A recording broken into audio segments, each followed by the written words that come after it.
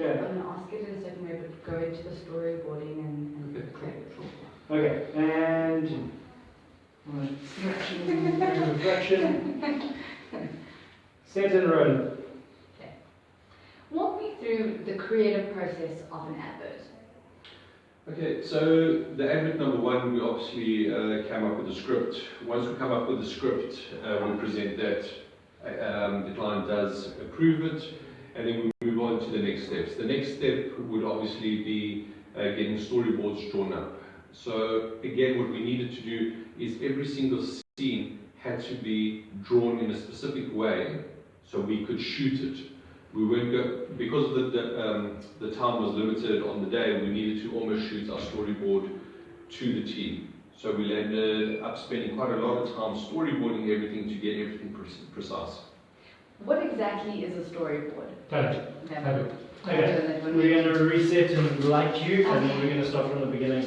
And we're going to stop you again. I want to take notes and make sure that you get everything correctly. Okay, what I need to do, change yourself around the corner here a little bit for me. Okay. Might move yourself half a meter forward, please. Stop. Yeah. Okay, Shane, I need to get that light basically over clear, please. Legs. Spin it around and then we turn the choose for the light.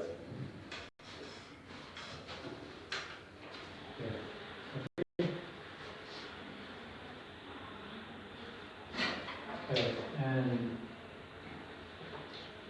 Do you remember just look at Korea? alright. Do you need to drop the lines? No, happy? And then that light there? I'd like to just move it around a fraction for me, please. Okay, cool. We've managed to avoid that down light as much as possible. 2 and okay.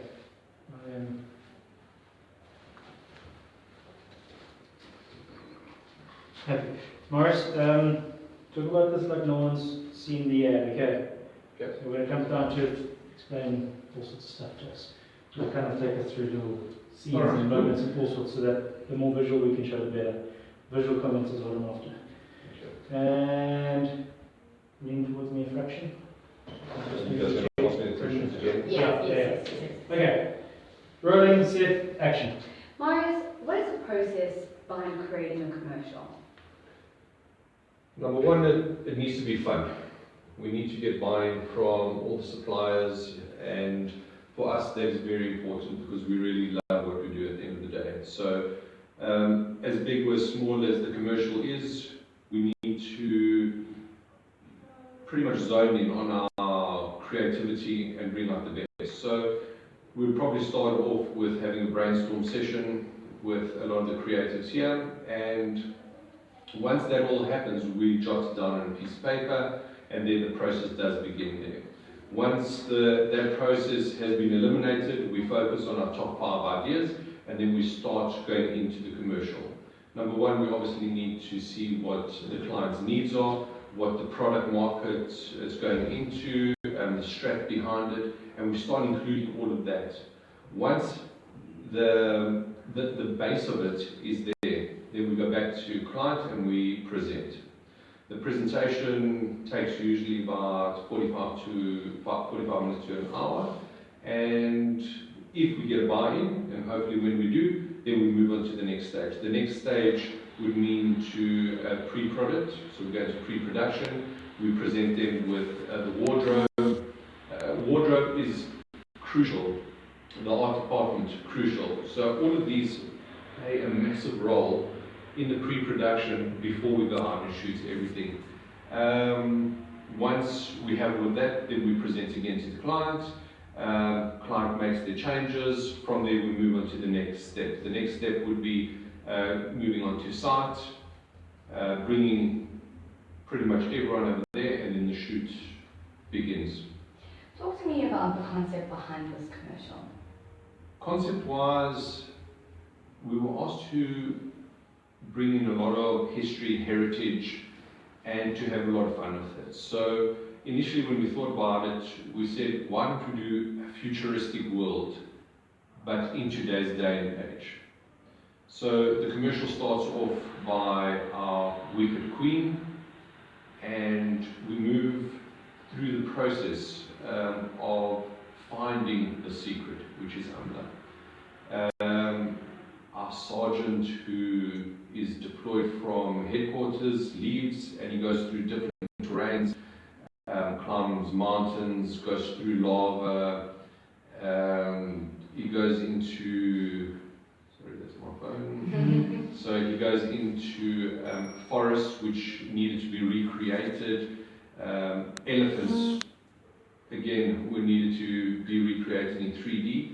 Unfortunately, on the day we only had one horse, so we landed up doing a whole lot of different passes in order to populate it on the day in post-production. So we landed up making an army of 100,000 out of 10 people and one horse. That is very impressive. What are the... Okay, maybe we get the question. How did you come up with the futuristic world that you created? The futuristic world, obviously, again, it's got a lot to do with the storyboarding. Sorry, I'm going to stop that again for the coffee machine. And go for it. No.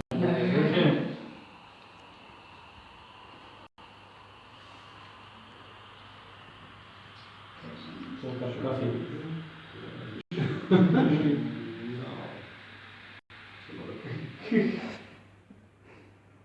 Okay, so, what's the question is? How did you go about creating the futuristic world? Okay, so futuristic world, obviously finding a lot of references, book references from futuristic artists. So we brought all of that in. A lot of the 3D animated. Again, so I might as well stop you now. lots of cups of coffee. It's that time of the day. Sure. Okay, so a lot of 3D programs now come with a lot of environments built in into them. So we ended up taking a lot of what we had pre-built and creating this futuristic world. We go through about 8 different futuristic worlds, including the castle our queen lives in.